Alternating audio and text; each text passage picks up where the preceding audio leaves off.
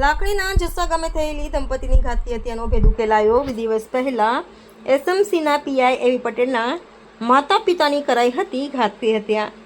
પોલીસે હત્યા કરનાર પિતા પુત્ર અને અન્ય 2 વ્યક્તિને ઝડપ્યા. પોલીસે 112 જેટલા પોલીસકર્મીઓની 8 ટીમો બનાવી 36 કલાકમાં ભેદ ઉકેલ્યો. જસ્સા ગામના સુરેશભાઈ પટેલ અને તેના પિતા શામળાભાઈ પટેલ અને રામપુરા ગામના ઉમાભાઈ પટેલ તેમજ દિલીપ ઠાકોરની પોલીસે કરી અટકાયત. સુરેશ પટેલ બ્લેક મેજિકના જાણકાર હોવાથી એના અનુમાન હતું કે કોઈ વ્યક્તિઓને મારીને તેના દાગીના લઈને આવી વિધિ કરવાથી વધુ ધન પ્રાપ્ત થાય તે ધારણાને લઈને કરી દંપતીની હત્યા. પિતા પુત્રને દેવું થઈ જતા વૃદ્ધ દંપતીની કરાઈ હત્યા. પોલીસે 4 આરોપીઓની અટકાયત કરી વધુ તપાસ હાથ ધરી. બનાસકાંઠા જિલ્લાના લાખણી તાલુકાના લાખણીના જસ્સા ગામમાં પોલીસ ઇન્સ્પેક્ટરના માતા પિતાની હત્યા કેસમાં પોલીસે ગણતરીના કલાકોમાં આરોપીઓને ઝડપ્યા. જાણભેદુ હોવાની શક્યતા. જસ્સા ગામમાં રાજ્ય પોલીસની એસએમસીના પીઆઈ તરીકે ફરજ બજાવતા એવી પટેલના માતા પિતા વરદાજી પટેલ અને હોશીબેન પટેલની થયેલી હત્યા મામલે બનાસકાંઠા પોલીસે ગણતરીના કલાકોમાં હત્યારાઓને પકડી પાડ્યા છે. આ ગંભીર ઘટનાની જાણ થતાં જ બનાસકાંઠા પોલીસે તાત્કાલિક કાર્યવાહી શરૂ કરી છે. પોલીસે 15 અલગ અલગ ટીમો બનાવી તપાસનો ધમધમાટ શરૂ કર્યો. પોલીસ હાલ હત્યારાઓની પૂછપરછ કરી રહી છે. જોકે સૂત્રો દ્વારા મળેલી માહિતી મુજબ આ હત્યા પાછળ મૃતકોના નજીકમાં રહેતા પાડોશીઓને જ હાથ હોવાનું જાણવા મળ્યું છે. પ્રાથમિક તપાસમાં હત્યા પાછળ સામાજિક કારણો અથવા તાંત્રિક વિધિ હોવાની આશંકા વ્યક્ત કરવામાં આવી છે. હાલ પોલીસે આરોપીઓની ધરપકડ કરી લીધી છે અને તેમની ઊંડાણપૂર્વક પૂછપરછ ચાલી રહી છે. એસએમસીપીઆઈના માતા પિતાની હત્યાના આ કેસે સમગ્ર રાજ્યમાં ચકચાર મચાવી છે. પોલીસની ત્વરિત કાર્યવાહીથી હત્યારાઓની ધરપકડ થતાં વિસ્તારમાં લોકોમાં રાહતની લાગણી જોવા મળી રહી છે.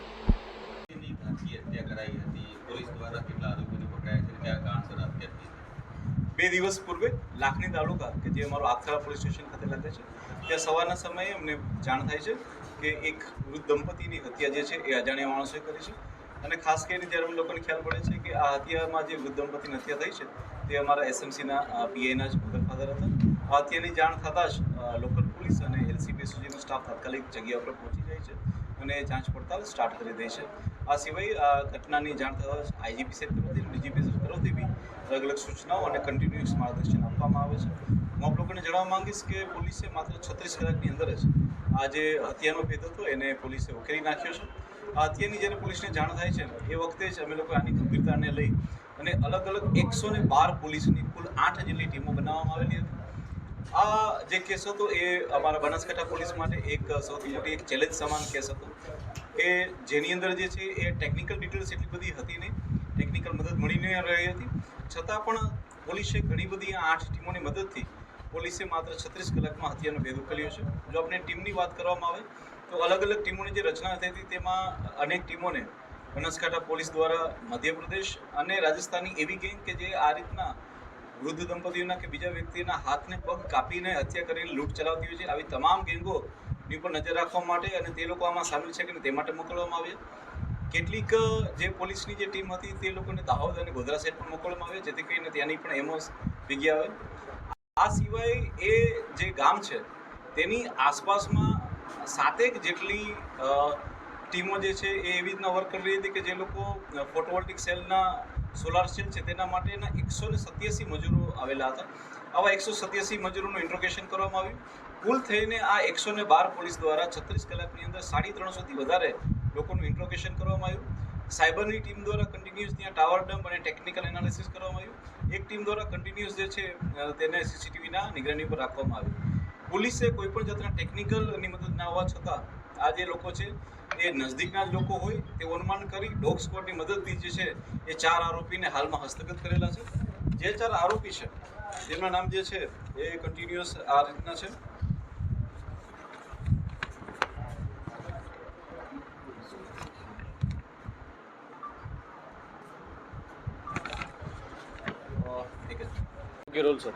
જે આરોપીના નામ છે તે અનુક્રમે સુરેશભાઈ સામળભાઈ પટેલ, ઉમાભાઈ ચેલાજી પટેલ તથા દિલીપજી મફાજી ઠાકોર, આ 4 જે આરોપી છે તેમને પોલીસ દ્વારા હસ્તગત કરી લેવામાં આવ્યો છે. અને આમનો જે મુખ્ય મોટિવ જે સામે આવેલો છે તે આ પ્રકારે છે કે જે મુખ્ય સૂત્રધાર છે સુરેશ તે બ્લેક મેજિકના જાણકાર છે અને બ્લેક મેજિકના જાણકાર હોવાથી તેમનામાં એવી અંધશ્રદ્ધા છે કે જો કોઈ પણ આવા વ્યક્તિના દાગીના જો એમને મારીને લઈ આવવામાં આવે તો તેના મદદથી ઓર વધારે ધન પ્રાપ્ત થઈ શકે છે. આ બ્લેક માન્યતાને તે પોતાના શરીરે રાખી અને આ ઘટનાને અંજામ આપે છે. સાથે સાથે પોતાની સાથે પોતાના પિતાને અને પોતાના મામાને સાથ કરે છે અને રાત્રિના સમયમાં કોઈને અવાજ ના આવે તેટલા માટે થઈને એક ટ્રેક્ટર પણ ચાલુ રાખે છે. ટ્રેક્ટરના અવાજની અંદર જે થઈ અને 3 લોકો ત્યાં જઈ અને મર્ડર કરે છે. આ સિવાય સુરેશના જે મુખ્ય ગુરુ છે ભુવા, એની પણ એ લોકો મદદ લે છે. તેના ઘરે જઈ અને ત્યાં પણ એ લોકો વિધિ કરે છે અને ત્યારબાદ જે છે એ પોતાના તમામ ઘરેણાને જે છે એ બીજા એક વ્યક્તિને આપી દે છે. આ પ્રકારની વસ્તુની જાણ થતાં જ અમારી એસઓજીની ટીમ દ્વારા તે લોકોને હસ્તગત કરવામાં આવે છે અને ઇન્ટ્રોગેશનમાં તે લોકોને પકડી પાડવામાં આવે છે. સાહેબ, કોઈ તાંત્રિક વિધિ માટેની કોઈ જે વાત હતી, તાંત્રિક વિધિ માટે હત્યાઓ કરવામાં આવી છે એવું કોઈ? જે બિલકુલ જે સુરેશ ચૌધરી જે છે તે બ્લેક મેજિકના જાણકાર છે અને બ્લેક મેજિકના જાણકાર હોય તેમણે આ વિધિ માટે જ હત્યા કરેલી હતી એવું અમારી હાલની પૂછપરછમાં સામે આવ્યું. સાહેબ, આરોપી દ્વારા અગાઉ કોઈની હત્યા કરાઈ હોય અને ભેદના અપાયો?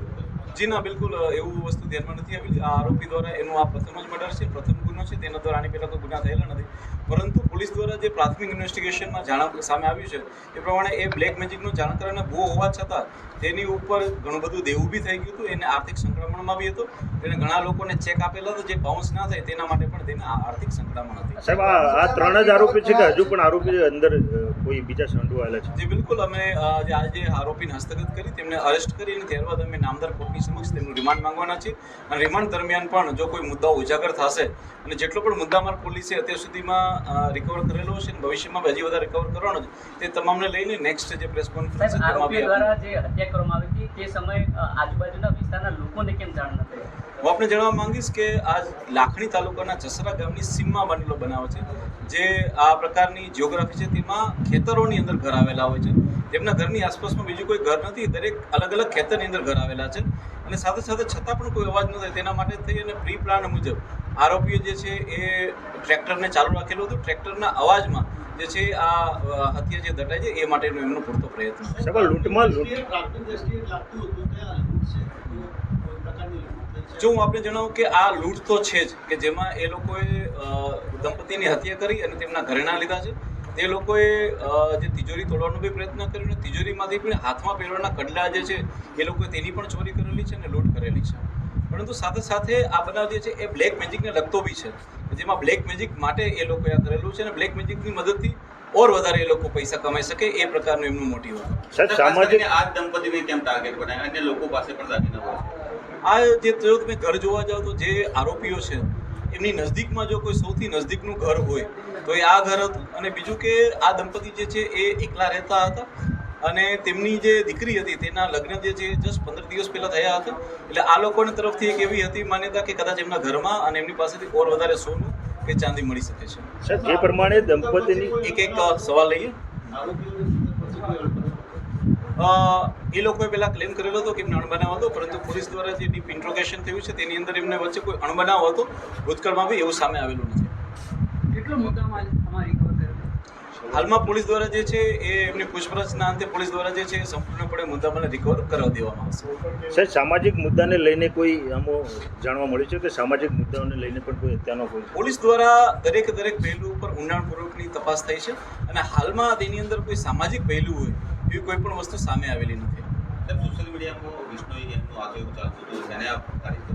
જે બિલકુલ આની અંદર કોઈ વિષ્ણુ ગેંગનો હાથ નથી. આની અંદર જે છે એ પોલીસે જે આરોપી હસ્તગત કરેલા છે તેમાં પોલીસ દ્વારા જે છે એ તમામ એવા હથિયારો કે જેની અંદર ઉપયોગ થયા હતા, જે ગાડીનો ઉપયોગ થયો હતો, એ તમામે તમામ વસ્તુઓને પોલીસે ફોરેન્સિકની મદદથી રિકવર કરેલું છે અને પૂરતા એવિડન્સ બી પોલીસે લીધેલા છે. આમાં કોઈ પણ વિષ્ણુ ગેંગનો હાથ નથી. આમાં જે આરોપી હસ્તગત કરવામાં આવેલા છે તેમનું જ આની અંદર જે છે હાથ છે.